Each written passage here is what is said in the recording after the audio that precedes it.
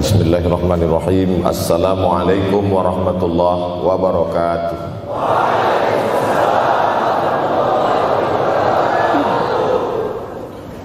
Alhamdulillahi wa kafa, wassalatu wassalamu ala al-habibil mustafa wa ala alihi wa ashabihi ahli tuqa wal wafa. Subhanaka la ilma lana illa ma 'allamtana innaka antal alimul hakim. Rabbi shrah li sadri wa yassir li amri wahlul 'uqdatam min lisani yafqahu qawli. Yang sama-sama kita hormati bapak-bapak wakil rektor, tidak dapat saya sebutkan satu persatu, ketua takmir masjid, hadirin hadirat jamaah fardu subuh, bil khusus adik-adik mahasiswa mahasiswi, insyaallah kita semua dimuliakan Allah Subhanahu wa taala. Man shallas subha fi jama'atin, siapa yang salat subuh berjamaah, faka'annama shallal laila kullah, dapat pahala seperti salat sepanjang malam. Berarti kita sudah salat sepanjang malam, tapi tetap besok malam tahajud. Jangan karena sudah sholat subuh berjamaah lalu tidak lagi tahajud. Apalagi yang memang tak pernah tahajud, dan ini dijadikan alasan. Besok kalau ada orang membangunkan dia, bangun sholat tahajud, man shallas subha fi jama'atin faka'annama shallal laila kullah. Man shalla subha fi jama'atin, siapa yang salat subuh berjamaah, kana fi zimmatillah. Dalam hadis yang lain, siapa yang salat subuh berjamaah, maka sampai petang sampai malam nanti dia akan mendapatkan zimmatillah, tanggungan. Makna tanggungan, dipelihara, dijaga Allah zahir dan batin. Kalaupun dia mati hari itu, matinya dalam istiqamah dan husnul khatimah. Tapi dalam hadis ini cuma 3 Ustaz. Idza haddatsa kadzaba, bicara dusta, wa idza wa'ada akhlafa, kalau berjanji ingkar, wa idza tumina khana, kalau diberi amanah berkhianat. Dalam hadis lain, kalau sudah terlihat orang salat subuh berjamaah, insyaallah diselamatkan dari nifaq, kemunafikan dalam hatinya. Munafik diambil dari 3 huruf, nafaqa. Nafaq, panal, terowongan, 2 pintu, ada pintu masuk, ada pintu keluar, punya 2 wajah, berbeda zahir, berbeda batin. Tapi salah satu tanda adalah pada salat subuh. Mudah-mudahan Allah menyelamatkan kita dari sifat munafik. Makanya perempuan-perempuan kalau mau dapat suami yang selamat dari munafik, inilah dia pasukan salat subuh ini. Selesaikan aja dulu 8 semester.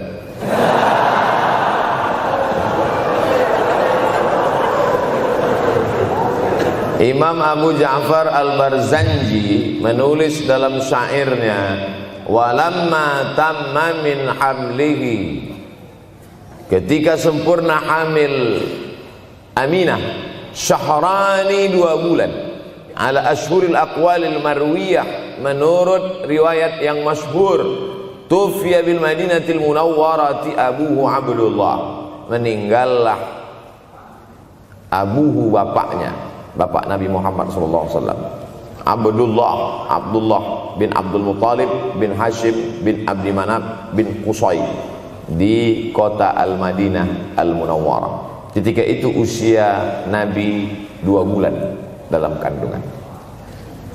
Setelah itu Nabi SAW pun lahir, dibesarkan dalam peluk cium kasih sayang Aminah. Lalu kemudian pada usia lebih kurang 4 tahun dibawa lagi ziarah ke makam ayahnya.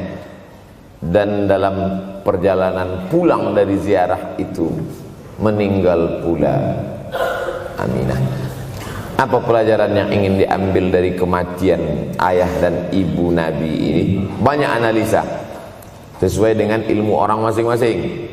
Bagi psikolog yang katanya pengaruh akal manusia itu dipengaruhi 4, maka kata mereka manusia ini berpikir itu dipengaruhi oleh pertama ayah, yang kedua ibu, yang ketiga bacaan, yang keempat lingkungan. Maka Allah ingin membersihkan Nabi Muhammad sallallahu alaihi wasallam dari 4 ini. Apakah akal Nabi Muhammad itu dipengaruhi oleh ayahnya? Tidak, karena dia tidak sempat bertemu. Apakah Nabi Muhammad SAW itu akalnya dipengaruhi oleh ibunya? Tidak, karena 4 tahun sudah meninggal dunia. Apakah Nabi Muhammad SAW itu dipengaruhi oleh bacaannya? Tidak, karena Nabi tidak bisa membaca. Walladzi ba'atsa fil ummiyina rasulan minhum. Allah yang mengutus dia kepada umat yang ummi, la yaktub wa la yaqra, tak menulis dan tidak membaca. Minhum, dan dia bagian dari mereka. Dia juga tidak bisa tulis baca. Apakah Nabi Muhammad SAW itu dipengaruhi oleh lingkungannya? Tidak, karena di lingkungannya zina begitu bebas, tipu muslihat, dan dia tetap dengan jati dirinya bergelar Al-Amin, orang yang paling amanah menurut para psikolog. Tapi ada analisa lain. Mengapa ayahnya meninggal ketika dia berusia 2 bulan dalam kandungan, dan belum sempat pula dia mendapatkan kasih sayang seorang ibu? Di situ pula dia meninggal dunia, ibunya saat dia berusia 4 tahun. Maka salah satu analisanya adalah Allah ingin menjaga Nabi Muhammad SAW tidak sempat durhaka pada ayah dan ibunya, karena orang yang durhaka tak layak menjadi Rasul utusan Allah Subhanahu wa ta'ala. Makanya sehebat-hebatnya bapak Nabi Ibrahim bernama Azar. Apa kata Azar? Wa idh qala Ibrahimu li abihi Azara. Ingatlah ketika Ibrahim berkata kepada bapaknya Azar, atattakhidhu asnaman alihah. Mengapa engkau menjadikan berhala ini sebagai Tuhan, wahai bapakku Azar? Apa jawab Azar? La illam tantahi, kalau kau tidak berhenti menceramahi saya, la arjumannaka, aku lempar engkau pakai batu. Wahjurni maliya, tinggalkan aku untuk waktu yang sangat lama. Pergi sana, kata Azar. Apa jawab Nabi Ibrahim alaihissalam? Salamun alaika, selamat untukmu wahai ayahku Azar. Aku akan memohonkan astaghfirulaka rabbi, memohonkan ampun kepada Allah dosa-dosamu supaya diampunkan Allah. Innahu kana bi hafiyya, sesungguhnya Allah amat sangat sayang dan mengabulkan doa-doa. Nabi Ibrahim sempat bertemu dan tidak melawan. Tapi Nabi Muhammad SAW beda dengan Nabi Ibrahim. Allah buat Ibrahim tidak melawan, tapi ayahnya menjadi durhaka kepada anak. Sedangkan Nabi Muhammad SAW dua-dua dan dijaga Allah Subhanahu wa ta'ala. Nabi Muhammad dijaga sehingga tidak sempat durhaka kepada Abdullah dan Aminah, dan Allah pula menjaga Abdullah, menjaga Aminah, sehingga tidak sempat menyakiti manusia yang paling mulia, Nabi besar Muhammad sallallahu alaihi wasallam. Saya tidak memilah-milih nabi-nabi, karena kita memang tidak boleh la nufarriqu baina ahadim mir rusulih. Kita tidak boleh membeda-bedakan antara satu nabi dengan nabi yang lain.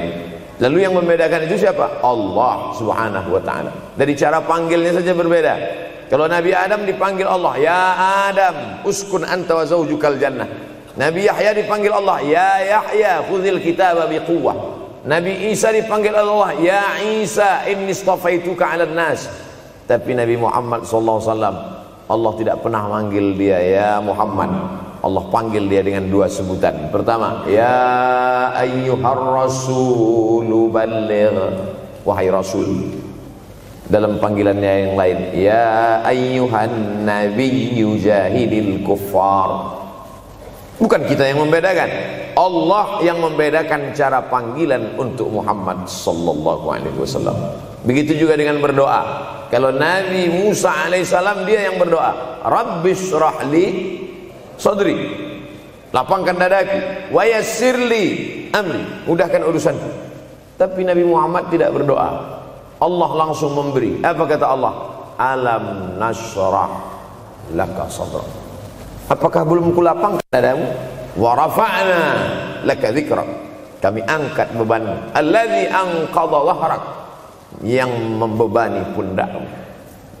Belum dia berdoa, sudah dikabulkan Allah, karena janji Allah kepada dia, wala saufa yu'tika rabbuka fatarda. Apapun yang kau mau, akan kuberi. Salah satu penyebab Allah memberi apa yang dimau sebelum meminta adalah kalau tidak pernah durhaka kepada orang tua. Oleh sebab itu judul yang diberikan kepada saya, Ustaz Abdul Somad, nanti tablik akbar di kampus Universitas Ahmad Dahlan. Apa temanya? Biasanya saya diberikan tema untuk anak-anak muda meraih masa depan bebas narkoba dan pacaran. Apa temanya untuk anak-anak muda? Bagaimana pokoknya. Tapi di Universitas Ahmad Dahlan saya diberi tema. Apa temanya? Birrul walidain. Masya Allah. Saya bilang alhamdulillah, untung saya nggak dikasih tema birruz zaujatain. Artinya apa? Sehebat apapun prestasi akademikmu, kalau sampai tidak memuliakan orang tua, hampa di hadapan Allah Subhanahu wa taala. Ada seorang laki-laki, kata Nabi, kalau nanti dia datang kemari minta doa sama dia karena doanya makbul. Sahabat heran, karena sahabat itu definisinya man laqiyan Nabi sallallahu alaihi wasallam wa amana bihi wa mata 'alal Islam. 3 definisi sahabat. Orang yang berjumpa dengan Nabi, beriman dengan Nabi, dan matinya dalam keadaan Islam, maka itu disebut dengan sahabat menurut ilmu hadis. Makanya ketika saya menjelaskan itu ke mahasiswa, Aisyah yang merupakan sahabat Nabi, komplain mahasiswa, mohon maaf Ustaz keliru, Aisyah itu bukan sahabat tapi istrinya. Kita bicara ilmu hadis. Makna sahabat, man laqiyan Nabi, berjumpa dengan Nabi, wa amana bihi, beriman dengan Nabi, wa mata 'alal Islam, mati dalam keadaan Islam. Abu Lahab ketemu dengan Nabi tapi tidak beriman dengan Nabi dan mati dalam keadaan kafir, maka tidak masuk golongan sahabat. Tapi ini ada seorang laki-laki hidup sezaman dengan Nabi dan Nabi mengenal dia, dan Nabi berpesan nanti kalau dia datang ke kota Madinah minta doa dari mulutnya karena doanya dikabulkan Allah Subhanahu wa taala. Sahabat heran, kami yang hidup bersama engkau, kami yang berperang bersama engkau, kami yang sholat di Masjid Nabawi bersama engkau, kenapa doa dia lebih makbul daripada kami? Malah kami meminta doa dari mulut dia. Tapi tidak boleh membantah dan melawan Nabi. Pokoknya nanti kalau dia datang kemari minta doa kepada dia. Setelah Nabi Muhammad SAW meninggal dunia, laki-laki itu pun sampai ke kota Madinah, berjumpa dengan sahabat. Sesuai dengan yang dijanjikan Nabi, mereka pun meminta doa kepada dia. Namanya Uwais Al-Qarni. Makanya Uwais Al-Qarni tidak ada masuk dalam buku biografi sahabat. Kalau mau mencari biografi sahabat Nabi, buka kitab namanya Al-Isabah fi Tamyizis Sahabah, atau baca juga Usudul Ghabah fi Ma'rifatis Sahabah, atau baca juga Al-Isti'ab fi Ma'rifatil Ashab. Itu memang buku biografi isinya sahabat Nabi semua. Sahabat Nabi klasifikasi. Yang pertama, Al-Ashra Al-Mubashsharuna bil Jannah, 10 sahabat yang dijamin masuk surga. Level kedua, sahabat Nabi yang ikut perang Badar. Berikutnya, sahabat Nabi yang masuk Islam sebelum hijrah. Berikutnya, barulah ujung sahabat Nabi masuk Islamnya setelah hijrah, setelah Islam kuat, barulah dia masuk Islam. Tapi nama Uwais Al-Qarni tidak ada di dalam, karena dia tidak cukup syarat untuk menjadi sahabat, karena dia tidak pernah berjumpa langsung dengan Nabi Muhammad sallallahu alaihi wasallam. Tapi kenapa doanya makbul? Ternyata dia tidak berjumpa dengan Nabi bukan karena dengki, bukan karena musuh, bukan karena tidak beriman. Dia tidak jumpa dengan Nabi, salah satu sebabnya adalah karena dia menjaga ibunya di Yaman. Makkah di tengah, Yaman di bawah, Syam di atas, negeri Syam. Tak ada hubungan dengan negeri paman Syam. Syam di atas, Yaman di bawah, Makkah di tengah. Liila fi Quraisy, perjalanan orang Quraisy. Ila fihim rihlatash shita'i was-shaib, perjalanan syita musim dingin, shaif musim panas. Musim dingin mereka ke Yaman, musim panas mereka pergi ke negeri Syam. Kenapa dingin ke Yaman? Karena Yaman ini kalau musim dingin tidak terlampau dingin, salju tidak turun. Kalau pergi ke negeri Syam, salju turun. Palestina, Yordania, Suriah, Lebanon. Suriah, Lebanon ada salju. Maka musim panas Nabi pergi ke negeri Syam, karena kalau musim panas di Yaman panas sekali. Sedangkan ke negeri Syam panasnya tidak seberapa. Perjalanan orang Arab Quraisy ini diceritakan Allah, di negeri Yaman itulah tempat kampung Uwais Al-Qarni. Tidak sempat dia berjumpa dengan Nabi, tapi doanya lebih makbul daripada orang-orang yang berada bersama Nabi, karena keutamaan berbakti kepada ibu. Kalau sama ayah boleh ngelawan Pak Ustaz? Enggak juga. Jangan ini nanti dijadikan dalil. Kamu kenapa lawan bapakmu? Ada seorang laki-laki. Ini kadang jamaah pandai motong-motong ceramah saya, hanya untuk mencari pembenaran. Sedangkan kita ngaji ini mau mencari kebenaran. 1000 dalil bagi orang untuk mencari kebenaran, tapi ada 1001 hujjah untuk orang yang suka mencari pembenaran. Nah, jadi kalau saya bicara tentang ibu, sesungguhnya ayah sudah masuk.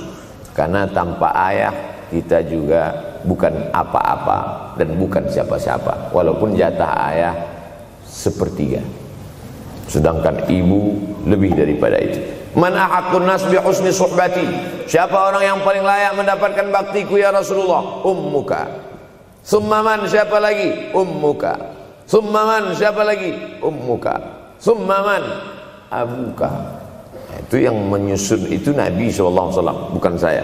Itu makanya ibumu, ibumu, ibumu, bapakmu. Kenapa Nabi 3 kali? Kenapa Nabi menyebut laki-laki 1 kali, perempuan 3 kali? Karena ibumu mengandung, ibumu melahirkan, ibumu menyusukan. Siapa yang mau dapat 3 kali? Coba yang 3 ini. Mengandung, melahirkan, menyusukan. 3 ini belum bisa dilakukan oleh laki-laki dimanapun. Adapun merubah wajah sudah bisa. Makanya ada lady boy, wajah lady, betis boy. Tapi untuk mengandung tidak bisa. Ana Rahman, aku ini Rahman, kata Allah.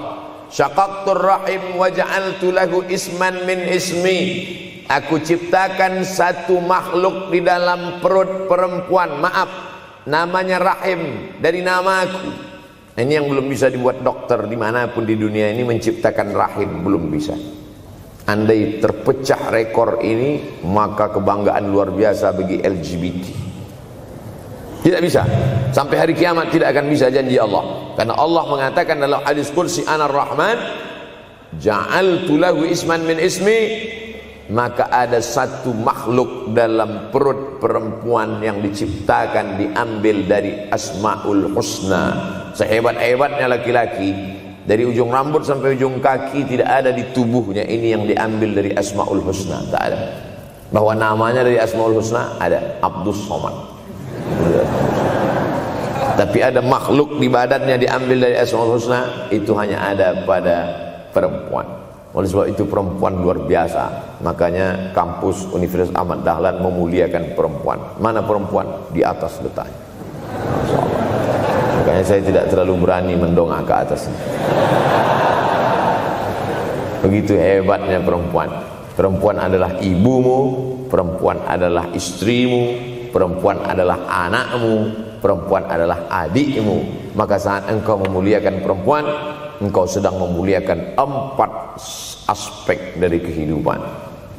Ketika Nabi Muhammad SAW diutus Allah ke atas muka bumi ini, salah satunya adalah mengajarkan manusia bagaimana menempatkan pada posisinya. Posisi dia adalah tempat kita menumpang. Ketika ada seorang laki-laki yang sudah sukses diwawancarai, siapa orang yang paling berjasa dalam hidup Anda? Dulu waktu saya merantau ke Yogyakarta, belum ada apa-apa, saya sempat numpang di rumah dia selama 4 bulan. Kata seorang artis dalam sebuah wawancara, Begitu bangganya dia berkata, itulah orang paling berjasa kepada saya karena saya sempat numpang di rumahnya 4 bulan. Tapi ada yang dia lupa, bukan rumahnya yang kau tumpang, bukan ruang tamunya yang kau diami, sempat numpang di perutnya 9 bulan 10 hari. Tak pernah kau sebut. Angkat tangan yang tidak menumpang di rahim, langsung dari planet Mars langsung kemari. Enggak ada. Mr. Bean yang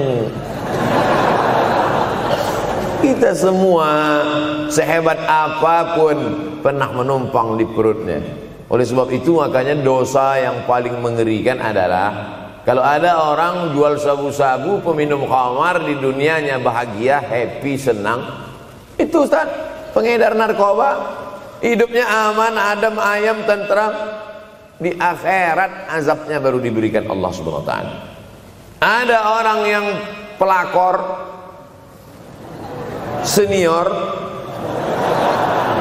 tapi hidupnya di dunia senang-senang saja, di akhirat nanti azabnya ditunda. Namanya istidraj. Istidraj diambil dari kata daraja, tertunda. Azab yang tertunda. Sudah jadi judul sinetron. Azab yang tertunda. Tapi ada satu perbuatan dosa yang pasti di dunia dirasakan. Apa itu? Durhaka pada orang tua. Orang yang durhaka pada orang tua, di dunia dia tetap dapat, di akhirat dapat sekali lagi. Itu janji Rasulullah SAW. Lama hidup banyak dirasa, jauh berjalan banyak dilihat, lama jadi ustadz banyak yang curhat. Maka tidak 1 2 itu saya lihat dalam kehidupan. Hebat, rezeki banyak melimpah ruah, tapi jauh dari kebahagiaan. Apa sebab? Janji Rasulullah SAW. Orang yang durhaka pada orang tua di dunia sudah dapat, di akhirat dapat lagi. Dapat. Di mana letak keadilan Allah? Kenapa di dunia sudah dapat, di akhirat dapat lagi? Yang di dunia itu baru DP-nya, di akhirat baru kau rasakan cash-nya. Oleh sebab itu jangan pernah melawan pada orang tua. Jangan pernah melawan. Apapun kata dia, jurus menghadapi orang tua ini tidak banyak, 3 saja. Kalau dia marah-marah, kalau dia cerewet, kalau dia ngamuk-ngamuk, pertama diam. Pulang kampung marah aja. Saya bolak-balik kirim uang belanja, kenapa kamu IP-nya 2,0? Diam. Yang kedua, diam. Yang ketiga, diam. Kalau belum bisa membahagiakan, jangan susahkan dia. Kalau belum bisa menunjukkan prestasi, jangan susahkan hatinya. Jangan sampai belum ketemu dengan wajah kita pun dia sudah susah hati. Baru nama kita muncul di HP-nya, kumat darah tingginya. Bunyi handphone dia lihat nama kita di situ, langsung berubah detak jantung. Karena ternyata bukan nama kita di situ dia buat. Siapa? Troublemaker. Oleh sebab itu jangan susahkan orang tua. Saya tidak ujuk-ujuk langsung jadi ustadz. Saya sempat jadi mahasiswa terlama di dunia. Saya kuliah di Mesir tahun 1998 sampai 2002. 4 September 1998 menginjakkan kaki di Kairo. November pulang tahun 2002. Tidak pernah sekalipun saya menyusahkan orang tua saya. Tak pernah saya minta uang pada mereka. Sampai almarhumah emak saya bertanya, kau makan apa di sana? Makan nasi, saya bilang. Dari mana dapat uang? Beasiswa saya cukup, Mak. 162 pon. 50 untuk makan, 50 untuk rumah, tinggal 62. 20 dibagi lagi untuk ongkos, 20 untuk buku, 20 disimpan, mana tahu demam sakit gak ada uang. Sampai pulang. Sampai akhirnya dia kasih tanya, gimana caranya ngirim uang supaya nanti di akhirat kalau Allah bertanya, pernah gak ngirim uang? Pernah. Ya, saya tak mau menyusahkan. Saya menganggap kalau nanti saya minta hatinya susah, kalau nanti saya banyak minta, saya tak bisa balas, maka saya bukan berarti mengajak adik-adik tidak minta uang. Saya paham, tak semuanya dapat beasiswa. Artinya minta, cuman kalau minta ya pulang nanti sampaikan ke orang tua, saya sudah dengar ceramah Ustaz Somad, maka saya tidak minta lagi, man. Tidak.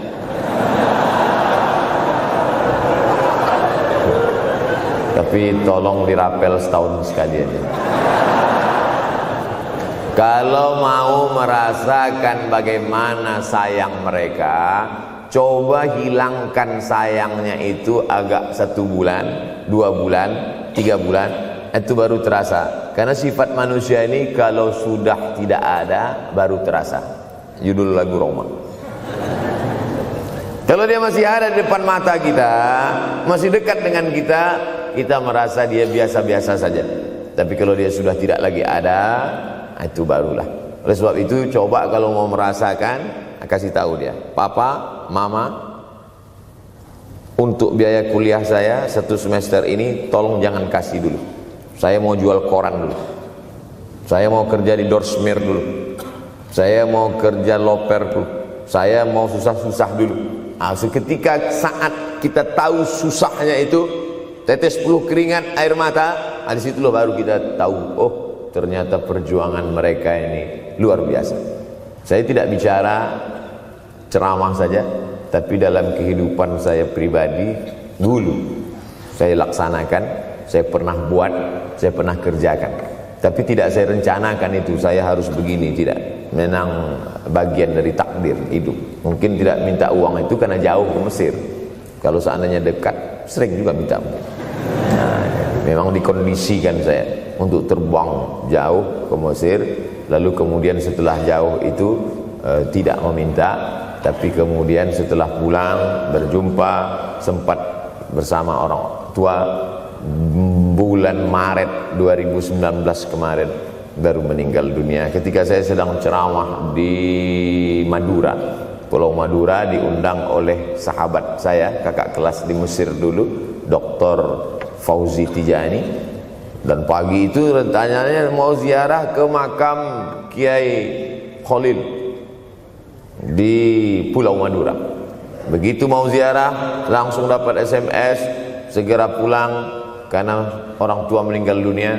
Akhirnya saya langsung ke airport Surabaya dan langsung pulang. Sebelum malam sudah tiba pemakaman. Artinya apa? Penyesalan panjang, kenapa tidak mencium tangan orang tua, kenapa tidak? Karena saya pikir masih lama ya. Nah, ini satu kekeliruan. Di mana-mana selalu saya sampaikan, jangan pernah berpikir usianya masih lama walaupun dia sehat. Karena sehat walafiat, tidak ada kurang satu apapun. Masih lama. Ternyata apa yang terjadi? Berangkat hari Sabtu, hari Ahad tausiah, hari Senin pagi, tanpa sebab, tanpa penyakit. Oleh sebab itu kalau masih hidup orang tuamu di rumah, pulang. Tapi jangan ini jadikan alasan. Besok enggak masuk kelas, kemana? Pulang semua.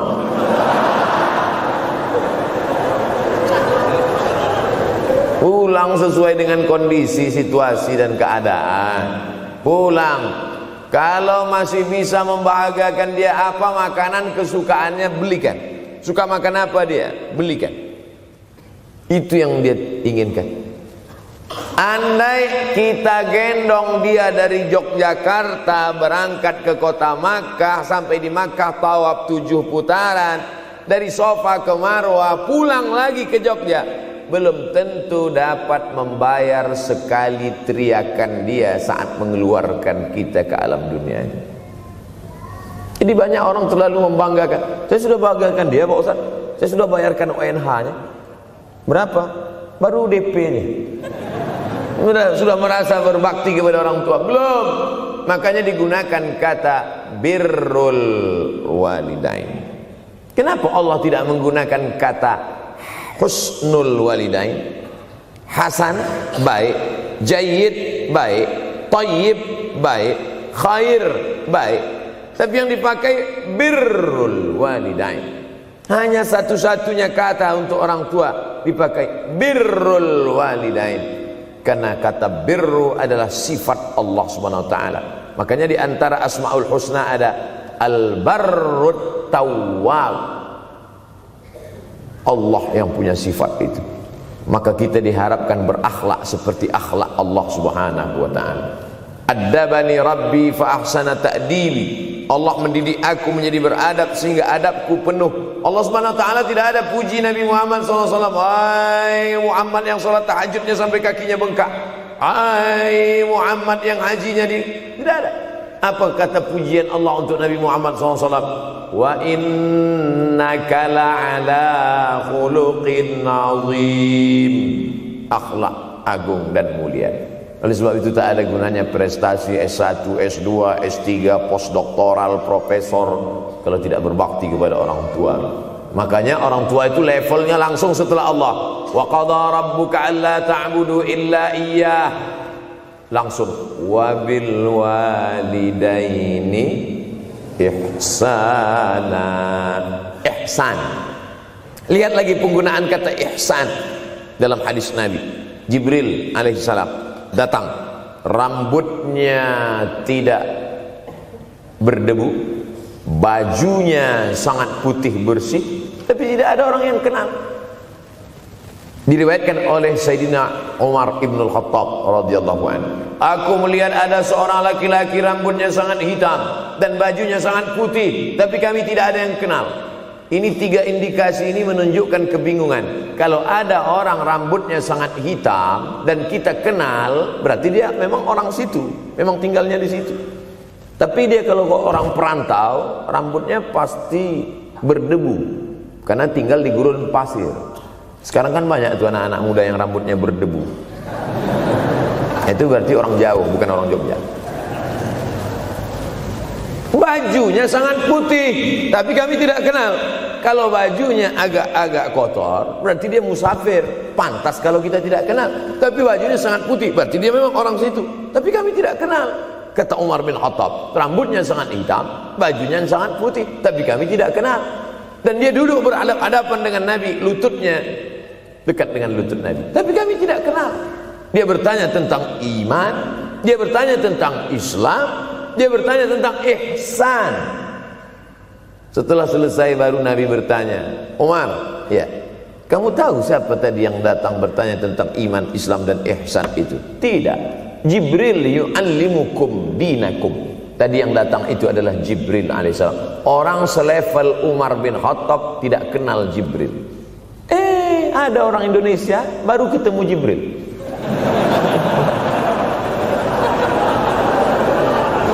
Umar bin Khattab kalau lewat di suatu jalan, kalau Umar bin Khattab lewat jalan Sudirman, maka setan lari ke jalan lain. Ini ada orang satu perjalanan sama setan, ngaku kenal dengan Jibril alaihissalam. Makanya kalau baca hadis, satu hadis, tapi analisa dari hadis itu banyak sekali. Umar tidak kenal dengan Jibril kecuali setelah Nabi Muhammad SAW yang bercerita mengenalkan. Dari mana Nabi tahu? Nabi dapat wahyu dari Allah Subhanahu wa ta'ala. Tapi ada analisa lain. Apa maknanya? Allah menggunakan kata ihsan untuk orang tua, Nabi menggunakan kata ihsan untuk Allah.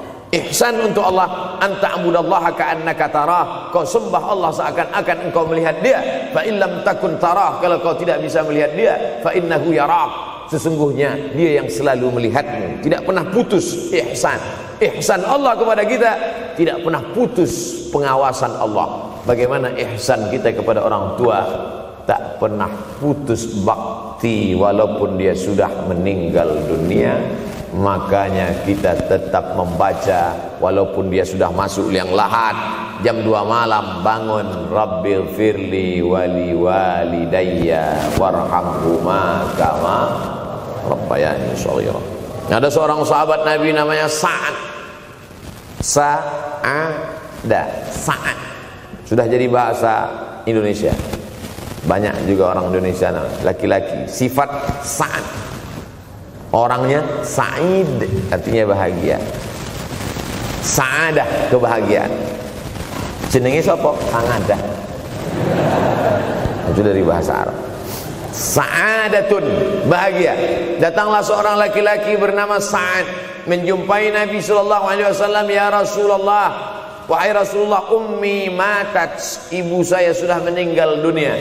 Afa atasaddaqu anha, kalau saya bersedekah kira-kira pahalanya sampai apa tidak untuk almarhumah ibu saya? Kata Nabi, tasaddaq, silakan engkau bersedekah. Ayu sadaqatu afdal, sedekah apa yang paling afdal? Saqiyul ma, memberi air minum. Memberi air minum, niatkan untuk almarhum almarhumah, kata Nabi, tasaddaq, silakan sedekah. Langsung tanpa pikir panjang, apa kata Sa'ad? Idzan ahfiru bi'ran, kalau begitu saya gali sumur sekarang juga, sumurnya saya wakafkan dengan niat almarhumah. Oleh sebab itu, yang orang tuanya sudah meninggal dunia, pulang dari sini jangan gali sumur, cukup telepon, assalamualaikum, sumur bor. Cari pondok pesantren yang kesulitan air, pergi ke kaki-kaki gunung, orang mencari air satu jerigen mikul 5 km jalan. Di situ tempat minum lembu, kerbau, di situ juga mereka mengambil air. Cari, galikan, mengalir air sumur untuk mereka, mengalir pula sampai ke liang lahatnya. Itu bakti kita. Pulang dari sini, cari pondok pesantren, panti jompo, panti yatim. Assalamualaikum Bapak pimpinan yatim, saya lihat ini kamar mandinya sedikit, orang ngantri banyak, keran air tidak ada. Gimana ini? Berapa lagi yang perlu sumur bor di sini? Kami perlu kira-kira 5. Insya Allah. Bapak mau bantu? Enggak, nanya-nanya aja. Nih, ini akan menolong di hadapan Allah Subhanahu wa ta'ala. Tapi kalau dia masih hidup, masih ada, senangkan hatinya. Pulang dari Universitas Ahmad Dahlan Yogyakarta dengan membawa selembar kertas. Apa itu? Transkrip nilai semester ini IP 4. Siapa yang tidak bangga? Bangga orang tua. Saya pulang dari Mesir, saya bawa ijazah LC. Satu lagi ijazah dari Maroko, MA. Ini mak, ijazah LC MA. Saya tidak lihat dia nampaknya tak bahagia. Karena dia dulu waktu saya kecil nyuruh saya, kamu mesti doktorandus. Itulah cita-cita ya dia yang tidak sampai. Saya mesti doktorandus. Di mana mau mencari titel doktorandus kan? LCMA. Saya bilang, mak, ini LCMA ini lebih hebat dari doktorandus. Artinya apa? Bahwa menyenangkan hati orang tua itu ketika hati dia terbuka, bahagia, disitulah pintu-pintu rezeki itu terbuka. Turun barokah-barokah itu. Buah kalau matang itu dijolok, jatuh. Dan menjatuhkan rahmat Allah itu, membuka pintu-pintu langit, mengetuk pintu-pintu rahmat dan ridha Allah dengan ridha orang tua. Makanya kata Nabi, ridha Allah fi ridhal walidain. Kalau Allah ridha, maka semua yang kau mau dia berikan. Orang kalau sudah ridha itu artinya senang. Orang kalau sudah senang, semua dia kasih. Apa yang ada di tangannya, itu dia berikan. Tadi malam sampai di hotel, datang seorang jamaah, buka cincinnya. Cincin paling dia sayang, dia kasih ke saya. Laki-laki. Nah nih Ustaz Somad, ambil. Duduk saya tadi, duduk. Datang anak muda, dia lihat saya tak pakai sorban, dikasihnya sorban. Cuman akadnya belum jelas apa ngasih atau pinjam, Allah a'lam.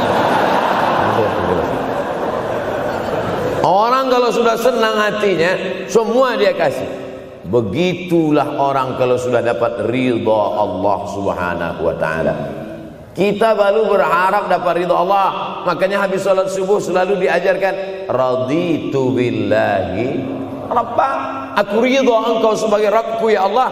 Apakah Allah ridha terhadap kita? STJ, status tak jelas. Cara mendapatkan ridha Allah, pancing dengan ridha orang tua. Senangkan hatinya, terbuka pintu rezeki. Makanya sulit hidup kita, sempit. Dari kerut kening kita udah kelihatan. Kenapa? Karena tidak ada ridha Allah akibat tidak pernah menyenangkan hati orang tua. Senangkan orang tuamu, jadikan dia seperti raja, maka rezekimu akan melimpah seperti rezeki raja-raja. Bukan hadis Nabi, dapat saya dari grup WhatsApp. Senangkan saja hatinya, apa yang dia mau beri, tapi dengan cara yang halal. Nah, ini harus dalam kurung syarat dan ketentuan berlaku. Jangan gara-gara ceramah ini nanti pulang kalian ke rumah, papa, mama, ini ada mobil, ini ada rumah, ini berangkat pergi haji. Wow, orang tua senang, 2 bulan masuk KPK. Innallaha tayyibun, Allah maha suci, la yaqbalu illa tayyiban. Allah tidak menerima kecuali yang suci-suci saja. Wa anfiqu, berinfaklah. Wa anfiqu, bersedekahlah. Wa anfiqu, berwakaflah. Wa anfiqu, berzakatlah. Min thayyibat, yang baik-baik. Yang tidak baik tidak diterima Allah Subhanahu wa taala. Kamu lagi ngapain? Nyuci. Lagi ngapain? Nyuci. Pakai air apa? Air kencing. Begitu kata Syekh Abdul Wahab Asy-Sya'rani dalam kitabnya Tanbihul Mughtarrin. Tanbih, peringatan. Mughtarrin, pada orang yang tertipu, menyangka sedang berbuat baik padahal sebenarnya tidak baik. Itu yang disindir Allah dalam Al-Quran. Wa yahsabuna annahum yuhsinuna sun'a. Mereka menyangka sedang berbuat baik. Nah, ini juga tidak betul. Niatnya sudah baik, membahagiakan orang tua, tapi caranya tak betul. Mama, papa, alhamdulillah kuliah saya sudah selesai, ini skripsi saya.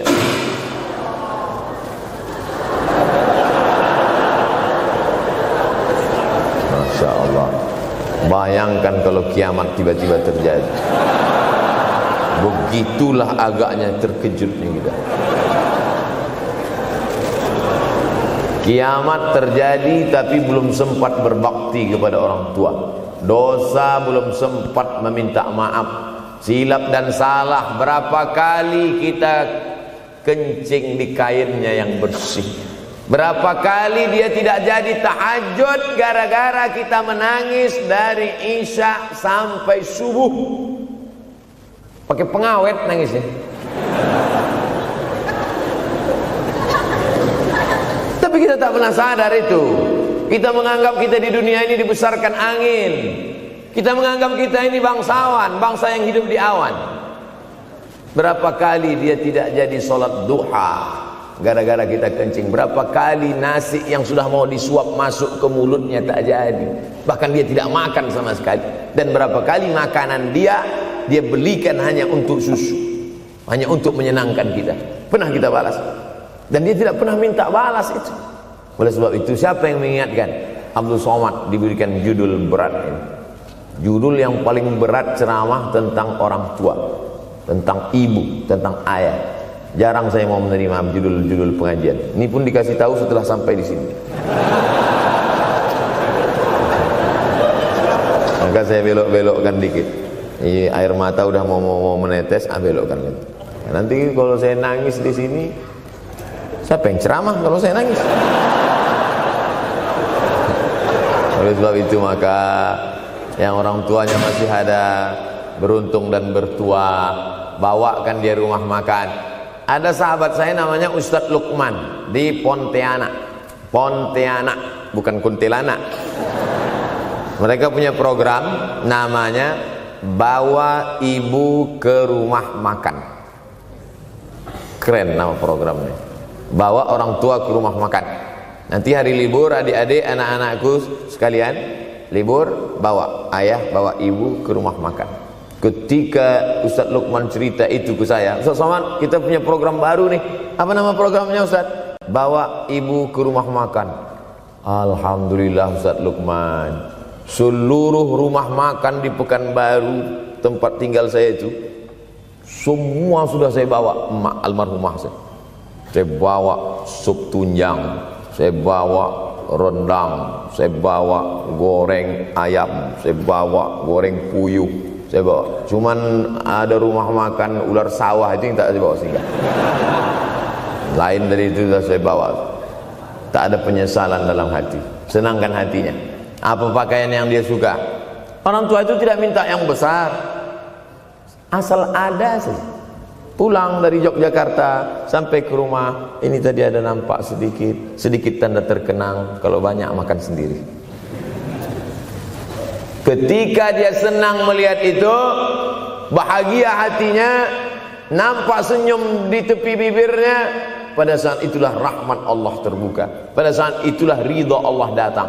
Mengapa sulit mencari pekerjaan? Mengapa payah mencari penghidupan? Salah satu yang mempersempit ridha Allah itu adalah karena tidak berbakti kepada orang tua. Oleh sebab itu maka judul tema yang diberikan birrul walidain, berbakti kepada orang tua, bahagiakan. Ini ada juga ini anak-anak yang sudah sukses ini, papa, mama sudah meninggal, papa jangan risau, silakan terbang ke Yogyakarta, ada adik di sana, silakan terbang ke Surabaya, ada kakak di sana, silakan terbang ke Kuala Lumpur, ada keluarga di sana, jangan hiraukan. Kata bapaknya, kalian terbangku saja kalian pikirkan, kemana aku hinggap tak kalian pikirkan. Ada sebagian orang ketika ibunya meninggal dunia, marah dia, mengamuk dia anggap kebahagiaan itu sudah hilang, padahal membahagiakan orang tua dua-dua adalah tanggung jawab kita. Kalau dua-duanya sudah tidak ada Pak Ustadz, masih ada keluarga. Ada keluarga. Al-khalah bimasabatil saudara ibu, kakak ibu, adik ibu sama seperti ibu. Sambung lagi silaturahim, buat dia senang, buat dia bahagia. Man ahabba yubsatalahu fi rizqihi, siapa yang mau lapang rezekinya, wa yunsa'alahu fi asarihi, dipanjangkan umurnya, falyasil rahimahu, hendaklah dia menyambung tali silaturahim. Saya ceramah di satu kota. Sampai di kota itu saya melihat rumah besar, megah, mewah, seperti istana. Cuman saya segan mau nanya, nggak mungkin saya tanya, Pak, ini hasil dari apa? Saya tengok, saya ngangguk. Kawan-kawan saya yang ikut di situ seperti ngelihat kucing semuanya. Mantap. Setelah duduk, makan, habis makan, minum, habis itu Sohibul Bait yang punya rumah pun cerita, Ustadz Abdul Somad, iya Pak. Dulu ini hanya bambu-bambu yang dikasih daun, yang dikasih terpal. Tempat apa Pak? Tempat ibu saya buat pengajian. Setiap tahun dibuat begitu. Pasang tiang-tiang kayu, pasang terpal, daun-daun, pengajian ramai. Sampai akhirnya saya berkata, Bu, pengajian kita hentikan saja, stop. Saya tidak sanggup lagi pasang tenda, pasang terpal ini. Tapi akhirnya apa kata ibu saya? Nanti setelah saya tidak ada, pengajian ini terus kamu buat. Allah bukakan pintu rezeki Ustaz Somad. Inilah yang terjadi sekarang. Saya belikan orang tua saya itu rantai, saya belikan gelang, saya belikan cincin. Bulan depan saya datang, sudah nggak ada lagi. Mana gelangnya Mak? Nggak ada. Mana rantainya Mak? Nggak ada. Mana cincinnya? Nggak ada. Kemana? Itu kan emas mahal. Sudah saya jual. Untuk apa? Untuk bersedekah ke fakir miskin. Rupanya gelangnya, rantainya itu habis dia berikan sedekah fakir miskin. Tobatkah si bapak untuk berbakti? Tidak. Bulan depan dia belikan lagi. Sampai akhirnya diberikan Allah balasan melimpah ruah. Ternyata ini rahasia dari keberhasilan hidup, karena menyenangkan hati orang tua. Saya tak sebut nama, saya tak sebut lokasi, tapi yang mau berkunjung nanti saya kasih lokasi tepatnya. Saya kasihkan nanti alamat dari Google, saya kasih. Supaya melihat secara nyata, kalaulah rezeki itu hanya diberikan kepada orang yang bersungguh-sungguh, pergi pagi pulang petang, peras keringat, banting tulang, maka tentu yang kaya itu adalah sapi yang membajak dari pagi sampai sore. Kalaulah kekayaan, keberhasilan itu diberikan yang paling pandai memanjat, maka tentu yang kaya itu monyet. Tapi Allah berikan kepada siapa yang dia ridhai. Dan penyebab ridha Allah itu adalah karena orang tua yang senang hatinya. Yang sempat durhaka, tidak sempat minta maaf, meninggal dunia dia sudah, apa boleh buat? Kau sudah booking seat di neraka. Yang sudah sempat durhaka, tidak sempat minta maaf, meninggal dunia gara-gara dia pecandu narkoba, pemabuk, pezina, mati. Orang tua dalam keadaan susah. Berapa kali saya ketemu ibu-ibu selesai pengajian, pergi saya ke tempat parkir, ibu tua 70 tahun menangis. Ibu nangis kenapa bu? Anak saya Pak Ustadz. Kenapa dia? Disuruhnya saya jual tanah. Mama jual tanah. Untuk apa mama megang tanah? Udah tua aja pun jual. Mestinya anak itu yang menyenangkan hatinya di hari tuanya, bukan malah menyuruh jual tanahnya. Jual tanah supaya dia bisa bangun rumah, jual tanah supaya dia bisa menyekolahkan anak-anaknya. Na'udzubillah. Sudahlah tidak membahagiakan, malah menyusahkan. Ustaz, anak saya nyuruh saya jual tanah saya supaya dia senang, supaya dia dapat duit. Gimana nih Pak Ustaz? Mungkin si ibu berharap saya menjawab, ibu sabar aja ya bu, sabar ya. Ibu salah tanya bu. Kalau mau sabar cari ustadz lain, ada spesialis sabar, bukan saya. Begitu dia kasih tahu, anak saya maksa saya jual tanah saya, Pak Ustadz gimana? Mana alamat rumah anaknya? Mana? Saya mau datang. Mana? Anak durhaka, neraka jahanam tempat kau.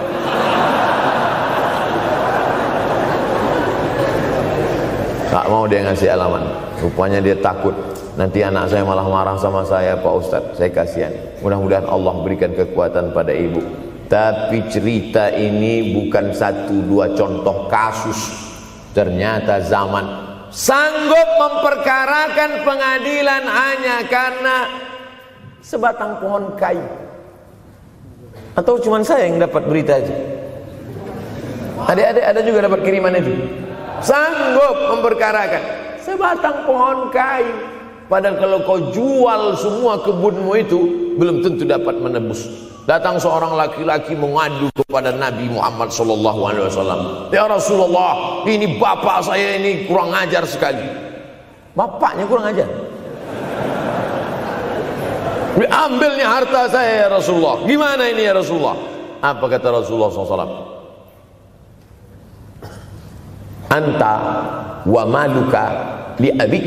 Anta sampai ke tempat kita jadi ente. Anta wa maluka, ente, harta ente, li abik, punya bapakmu. Jangankan hartamu yang di rumah itu, dirimu pun punya bapakmu. Nabi membela, seolah-olah Nabi berkata, apa yang diambil itu belum ada apa-apanya dibandingkan melepuh kulitnya untuk memberikan engkau sesuap makanan yang halalan thayyibah. Orang yang durhaka pada orang tuanya, insya Allah anaknya juga akan durhaka kepada dia. Oleh sebab itu maka jangan pernah durhaka. Kalau sempat durhaka lalu kemudian meninggal dunia dia Pak Ustaz, sudah meninggal pun tetap masih bisa berbakti. Pertama dengan doa, kedua dengan sodakoh. Kalau kebetulan rezeki banyak sodakoh. Kalau tidak ada rezeki melimpah, doa bangun malam, Rabbi firli wali walidayya warhamhuma kama Rabbi firli, ya Tuhanku ampunkan aku, wali walidayya, ibu dan ayahku, warhamhuma, sayangi mereka berdua, kama, sebagaimana Rabbayani shaghira, sebagaimana mereka mendidik aku. Coba kita lihat susunan kalimatnya, seperti ada kekeliruan kalimat. Na'udzubillah, mana mungkin kalimat Allah keliru. Allah ingin menegur kita, sayangi mereka sebagaimana mereka mendidik aku. Mestinya kalimatnya kan tidak begitu, sayangi mereka sebagaimana mereka menyayangi aku. Tapi ternyata sayang belum tentu mendidik, tapi mendidik pasti sayang. Karena bunyi kalimatnya, sebagaimana mereka mendidik aku. Jadi banyak juga anak-anak ini tidak sayang karena salah didik. Disangka sayang itu dengan ngasih motor, disangka sayang itu dengan ngasih gadget, disangka sayang itu dengan ngasih transfer uang yang berlebihan. belum tentu sayang. Dulu ada insinyur arsitek yang membangun salah satu rumah keluarga saya. Kuliahnya di Jogja. Cerita dia, dulu saya kuliah di Jogja, Ustadz Abdul Somad, insinyur. Terus teman kami sakit di kos-kosan. Kami bingung mau nelpon siapa. Akhirnya datang mobil mewah, parkir polisi, tentara, ramai. Barulah kami tahu rupanya dia anak menteri. Jadi sayang orang tua itu bukan mesti dibelikannya apartemen, dibelikannya mobil, belum tentu. Boleh jadi itu justru menjerumuskan anak. Diberikan apartemen, diberikan mobil mewah. Habis 2 bulan kena virus HIV AIDS. Tapi kalau dibuatnya kita jauh, saya yakin adik-adik kuliah di Universitas Ahmad Dahlan, ada yang dari timur Indonesia, ada yang dari Sumatera, lalu kemudian di tengah kesendirian, belum makan, uang kos belum bayar, transfer macet, datang setan berbisik, hei, sebetulnya kau anak yatim piatu yang dibuang. Bukan, orang tuamu bukan tidak sayang, dia hanya sedang ingin mendidik supaya engkau menjadi anak yang mandiri. Maka nanti kalau sedang duduk termenung gitu, tiba-tiba datang bisikan, pergilah cari jembatan, terjunlah.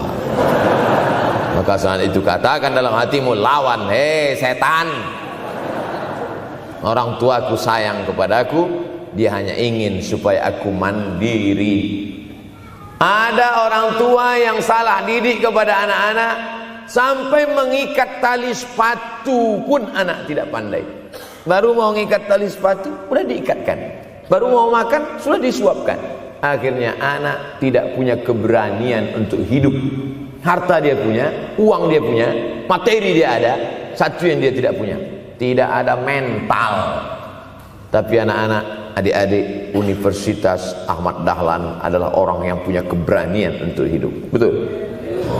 Yang di hadapan saya ini, siapa yang tidak punya keberanian hidup? Ini yang jam 5:30 masih belum hidup lagi. Tidak punya keberanian untuk hidup, hidupnya terlambat. Tapi mahasiswa Universitas Ahmad Dahlan punya keberanian untuk hidup. Bahkan mungkin dia lebih dulu hidup daripada saya. Lebih dulu bangun dia tadi. Alhamdulillahillazi ahyana ba'da ma amatana wa ilaihin nusyur. Tengok jam. Oh, rupanya masih jam 1, tidur lagi. Saudara yang dimuliakan Allah Subhanahu wa taala. Maka my life, my adventure, hidup saya adalah petualangan saya. Ini yang mau kita harapkan, berani menghadapi tantangan. Ada orang yang menganggap hidup ini ya simple-simple aja lah Pak Ustaz. Tapi ada orang ingin hidup ini penuh dengan perjuangan. Sama seperti makanan, ada orang simple aja, nasi, kecap, telur rebus, dah cukup. Tapi ada orang mau ada goreng ayamnya, ada rendangnya, ada supnya, ada tom yamnya, ada lengkap semua. Begitu juga hidup ini. Ada orang yang simpel aja, ambil goreng ikan, makan.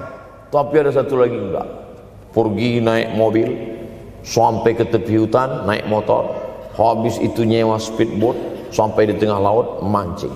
Ujung-ujungnya ikan juga. Yang dia nikmati bukan ikannya, tapi yang dia nikmati adalah proses untuk mendapatkan ikannya. Faham? Itu enaknya ngomong sama mahasiswa. Coba kalau yang masyarakat biasa, kita udah capek cerita, selesai ada pertanyaan, Ustadz maksudnya tadi apa ya? Aduh, capek gitu. Saya terus terang kalau ceramah di depan mahasiswa ini bangkit semangat saya lagi. Ini sekarang rasa-rasa umur 24. Tapi begitu nanti sudah mulai agak jauh dari mahasiswa, balik 42 lagi. Nah, makanya saya senang kalau diundang ke kampus-kampus. Saya kalau di Jogja diundang di kampus terus, walaupun nggak semua nerima.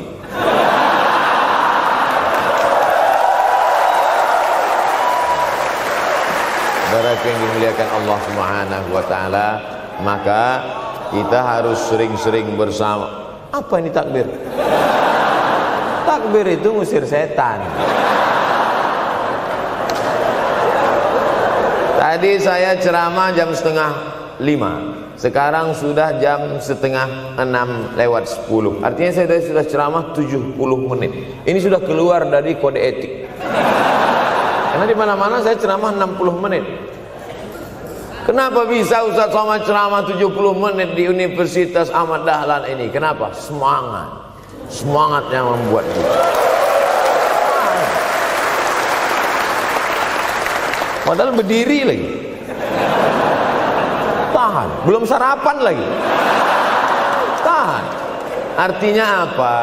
Yang membuat kita kuat itu bukan materi, bukan makanan, tapi semangat. Maka jangan sempat kehilangan semangat. Bangkitkan semangat.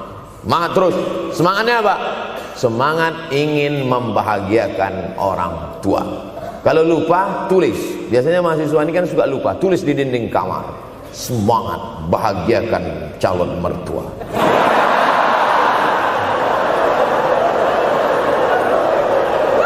Nanti teman kos-kosan datang ngelihat, loh, kata Ustaz Somad kan orang tua, kenapa ente buat mertua? Sedangkan mertuaku saja kebahagiakan, apalagi orang tua.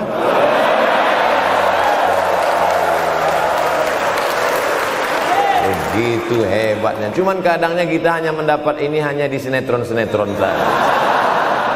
Real nyatanya di mana? Datanglah ke Universitas Ahmad Dahlan. Jadi hidup ini harus ada target yang mau dicapai. Banyak orang targetnya nggak benar.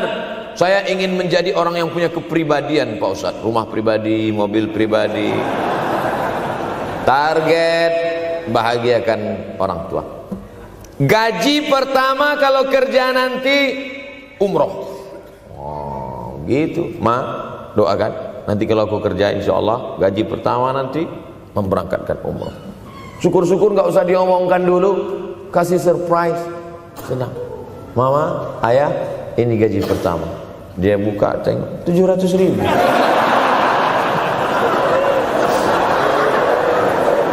Menangis dia menerima gaji pertama itu. Bukan karena harunya sikit. Gitu dia buka amplop, oh kok setitik dong. Haru dia.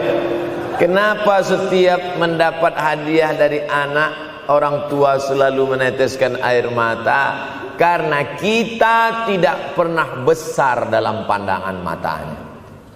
Kita sehebat apapun, kita tidak pernah besar di matanya. Di pandangan ibu ayah kita, kita adalah anak kecil yang tapak kakinya 2 jari, panjangnya sejengkal. Maka jangan pernah ceramahi orang tuamu. Jangan mentang-mentang sudah mahasiswa pulang, ayah sini, mama sini, dulu assalamualaikum. Bisa. Karena kita tidak pernah besar di mata orang tua. Kita tetap kecil. Walaupun kamu sudah menikah, sudah punya istri, sudah punya anak, kau tetaplah anak-anak dalam pandangan dia. Oleh sebab itu jangan sok besar, jangan sok hebat. Kalau ada pesan yang ingin mau disampaikan, jangan melalui mulut kita, dipinjam mulut orang lain. Tokoh masyarakat, alim ulama, dia ngajinya di mana? Ada yang mau kita perbaiki, jilbabnya mungkin kurang panjang, mungkin ada kebiasaan dia yang kurang baik. Sementara kita udah ngaji, sudah belajar di Universitas Ahmad Dahlan, sudah terpelajar, membuat dia mau menjadi orang baik. Tidak mesti dari mulut kita, pinjam mulut orang lain. Assalamualaikum Pak Kades, pinjam mulut Pak Kades sebentar. Pak Kades, ayah saya kan orangnya baik sama Pak Kades. Iya, nanti kalau saya ngomong dia nggak dengar. Jadi saya mohon tolong Pak Kades. Pak Kades, ayah saya sampai sekarang belum sholat Pak Kades. Jadi tolong Pak Kades nasihati dia. Kata Pak Kades, saya juga nggak sholat. Hancur dunia persilatan. Oleh sebab itu senangkan Ini banyak anak-anak yang udah ngaji, yang sudah aktivis masjid, merasa ingin orang tuanya baik, dia sendiri menceramahi, nggak ketemu, nggak connect dia. Ayah sini, orang yang tidak sholat neraka jahanam tempatnya. Sakit hati, meleleh air matanya. Sekali kau buat air matanya menetes, maka kau akan berenang dalam kesengsaraan. Jangan pernah buat dia menangis. Kalau dia nangis haru Pak Ustadz, nggak apa-apa. Cuman kita kan sulit membedakan mana air mata haru, mana air mata sedih. Sama-sama bentuknya air mata. Makanya ada ungkapan, jangan menangis air mata buaya. Kenapa selalu kalau disebut air mata buaya? Karena memang buaya menangis bukan karena sedih, tapi karena kekenyangan. Buaya kalau habis makan orang, keringat, buaya itu tidak ada pori-porinya. Kita kalau berkeringat kan keluar pori-pori, ini keluar air. Buaya nggak ada. Satu-satunya tempat air keluar, itulah. Makanya menangis buaya, keluar air mata buaya. Maka jangan sampai kita nangis karena kekenyangan. Haru dia melihat pemberian kita. Di saat itu menetes air matanya, berdoa, dia memanjatkan doa, mengetuk pintu-pintu langit, terbuka. Masya Allah. Tembus. Pantasan doa mahasiswa Universitas Ahmad Dahlan kabul, rupanya pintu terbuka. Doa kepada Allah Subhanahu wa taala. Kadang-kadang kita merasa doa kita yang dikabulkan Allah, kadang-kadang kita merasa sok hebat. Setelah dia meninggal dunia, barulah kita sadar rupanya selama ini kita hanya menumpang doa. Numpang, bukan doa kita yang dikabulkan Allah ternyata, tapi doa dia. Tapi dia tidak pernah cerita itu, dia nggak pernah ngomong. Apa pernah dia panggil kita, sini sebentar, aku sudah capek doain itu. Pernah dia bilang itu. Dia cukup mengadu tengah malam, ya Allah, anakku ini jadikan dia berhasil kuliahnya, ya Allah. Sudah hampir 14 semester nggak selesai-selesai. Dia mengadu kepada Allah Subhanahu wa taala. Ma, aku susah ini sekarang. Susah kenapa? Skripsiku ditolak terus. Pembimbing kemarin itu mempersulit terus. Berdoa dia tengah malam, ya Allah, lapangkan hati pembimbing itu supaya anakku cepat, ya Allah. Kalau enggak, matikan dia, ya Allah. Kabul, 2 hari setelah itu meninggal. Tapi kita tidak bisa request. Oleh sebab itu maka banyak-banyak dekatkan kepada orang tua, senangkan. Saya ceramah di Malaysia, dibawa jamaah ke mall. Ustaz Samad, esok kita tak ada tazkirah, tak ada tausiah. Kita nak pusing-pusing. Pusing-pusing maksudnya mutar-mutar. Pergilah kami ke mall. Sampai di lantai atas saya lihat anak-anak muda nyuapin orang tua. Ada restoran mahal, mewah. Itu kabarnya kalau mampir di restoran itu, makan, itu banyak yang nangis melihat harganya.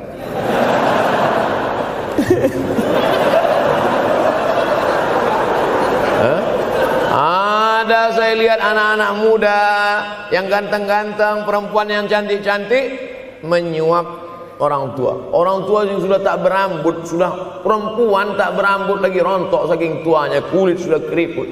Duduk. Didorong pakai kursi roda, dibawa ke mall, sampai di itu diberikan restoran tercanggih, termahal, dia sendiri yang menyuapkan makanan. Ternyata bagi saudara-saudara kita Tionghoa, salah satu mengundang berkah menyenangkan orang tua. Itu keyakinan mereka. Kok kenapa ente kasih makan? Ya oke lah. Ajaran kita mengajarkan tapi kita tak amalkan. Ketika tetangga, kawan, sahabat kita mengamalkan, rezekinya melimpah, baru kita heran. Dia kok kaya ya?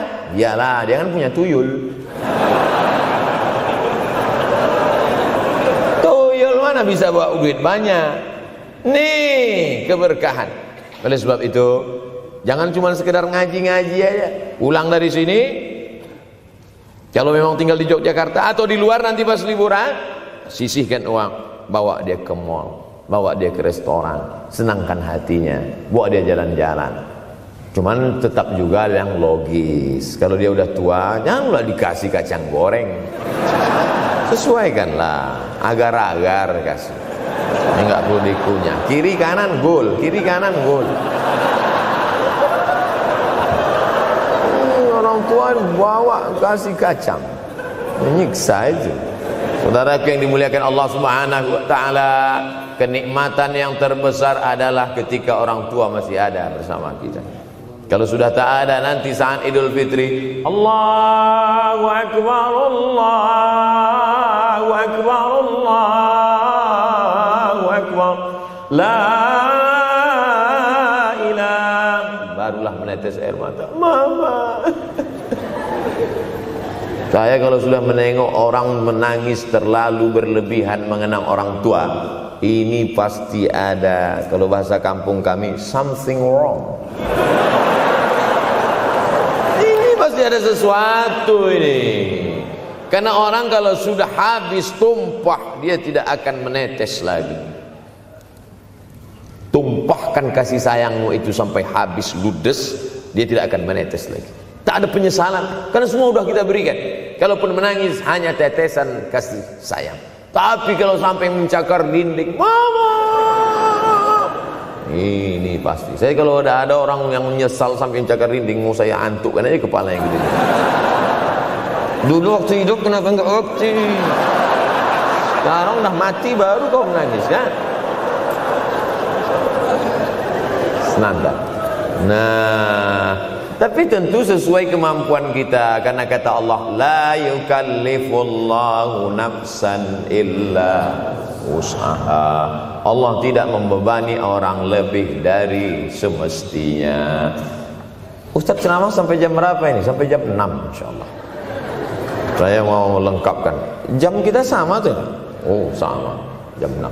Jam 6 maka saya ceramah 90 menit nanti di Universitas Ahmad Dahlan.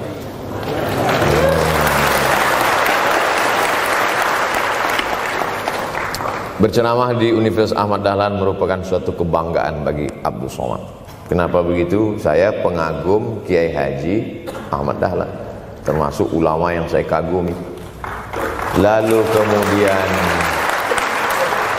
apa kekaguman di antara kekaguman Ustadz terhadap Kiai Haji Ahmad Dahlan? Beliau punya keberanian untuk melawan arus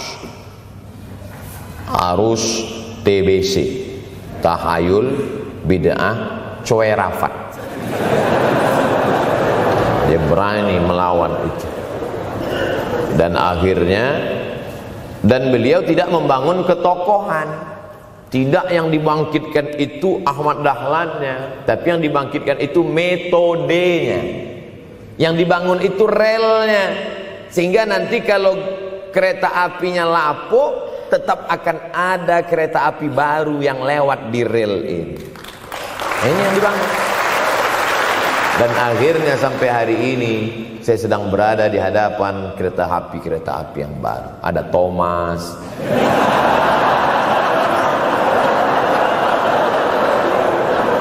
Kok Ustaz tahu Thomas? Anak saya paling suka itu.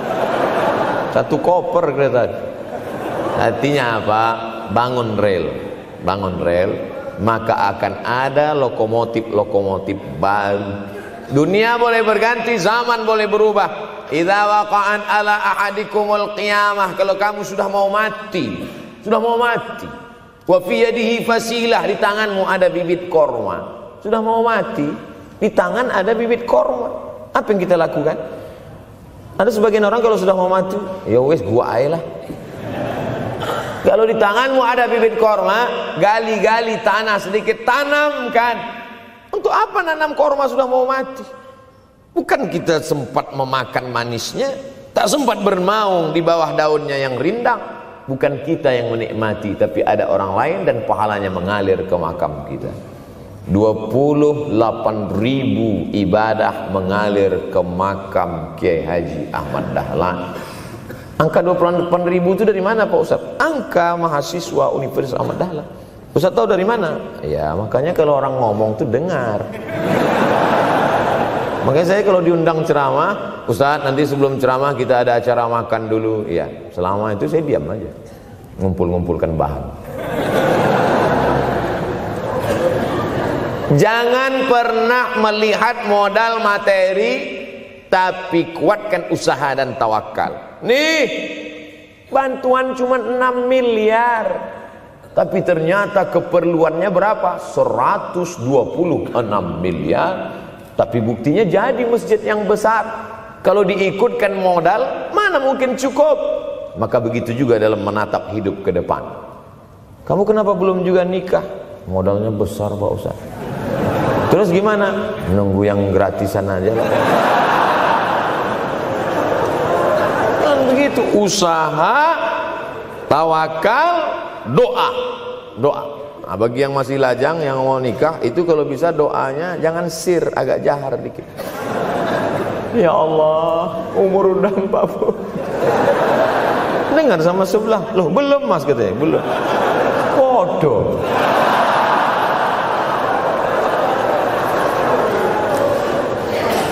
Kira-kira rezeki itu Allah yang ngatur atau kita yang ngatur?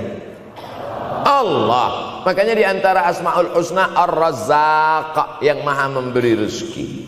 Kalau Allah yang mengatur, mungkinkah Allah menyia-nyiakan kita? Tidak. Cicak di dinding, semua tahu, karena dari kecil kita memang sudah diajari lagu cicak.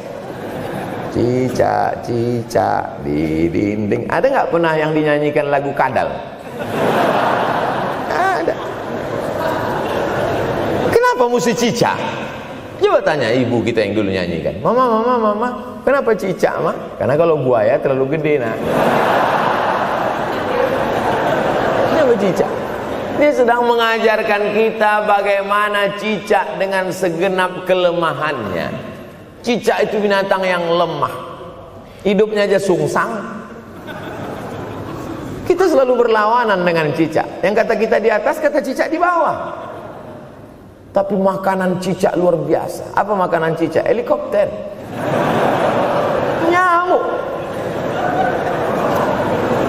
Cicak tidak bisa menggunakan tangannya, karena kalau dia pakai tangannya jatuh. Kadang pakai 4 aja jatuh. Selalu kan kejadian eksiden cicak jatuh. Cicak tidak pernah gunakan tangannya untuk makan, karena dia harus berpegang kuat. Apa yang dia pakai? Lidahnya. Lidahnya dia pakai. Nyamuk yang dia makan. Helikopter. Habis dimakan oleh cicak. Siapa yang paling hebat? Nyamuk. Makanannya darah. Nyamuk masih keluarga Dracula. Tapi Allah SWT mau mengajarkan jangan putus asa, gunakan potensimu, apapun yang terjadi gunakan. Ini sekarang banyak anak-anak muda nih kehilangan semangat. Kalau engkau kehilangan beras masih bisa hidup 3 bulan. Kalau engkau kehilangan air masih bisa hidup 3 hari. Tapi kalau kau kehilangan semangat, kau hanya hidup 3 detik. Tik, tik, tik, mati. Oleh sebab itu jangan sampai kehilangan semangat. Bahasa kitanya putus asa. Sampai dingin tuh lontong. Bukan karena ceramah terlalu lama, bukan. Sampai dingin itu sarapan pagi gara-gara mahasiswa. Ente kenapa? Galau Ustaz. SMS nggak dibalas, telepon nggak diangkat. La ilaha illallah Muhammad Rasulullah. Mahasiswa seganteng ini, sehebat ini, begitu cepat putus asa. Saya aja setua ini, sekurus ini masih banyak yang mau. Lihat tuh komen-komen di Instagram, baca tuh komen-komen di YouTube. Ustadz, jadikan aku yang kedua ya. Masa kalian anak-anak muda gagah perkasa, bangkitkan semangatmu, takbir. Banyak yang belum ketemu jodoh. Saudara yang dimuliakan Allah Subhanahu wa taala, maka bangkitkan semangat. Tapi yang namanya semangat ini tidak bisa bangkit dengan banyak. Kita lihat orang bersemangat, pede di depan orang, pede luar biasa. Dia kok pede sekali? Pakai sandal. Banyak juga yang semangat, pede luar biasa, rupanya pakai jimat. Kita pede kita bukan karena sabu-sabu, bukan karena narkoba. Pede kita karena kita sudah serahkan semuanya pada Allah. Inna sholati wa nusuki wa mahyaya wa mamati lillah. At-tahiyatul mubarakatun sholawatun thayyibatun lillah. Tapi tetap satu. Jangan nanti mentang-mentang udah dengar ceramah saya at-tahiyatul mubarakatun.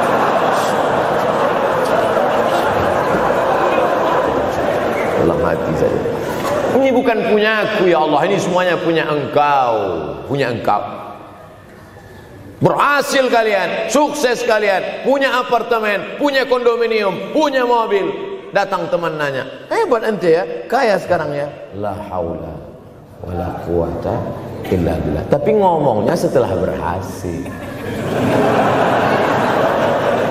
La haula wala quwata itu setelah berhasil atau sebelum? Setelah semua dipuji orang, hebat ente sekarang ya. La haula wala quwwata. Bukan punya saya, punya Allah. Tapi sekarang banyak orang salah. Ente kok enggak kerja? La haula.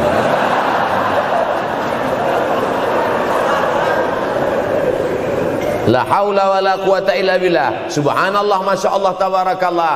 Menunjukkan manusia lemah, tak punya apa-apa. Dia ingin berkata, ini hanyalah punya Allah. Begitu juga dengan acara ini. Kenapa acara di masjid? Kenapa acara di kampus kemarin ramai melimpah ruah?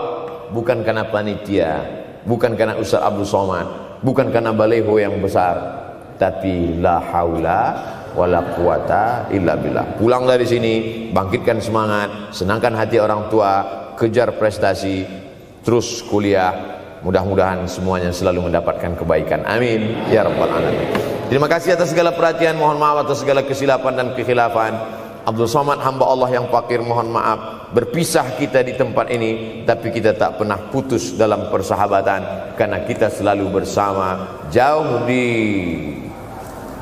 tempat, dekat di doa. Terima kasih. Wassalamualaikum warahmatullahi wabarakatuh.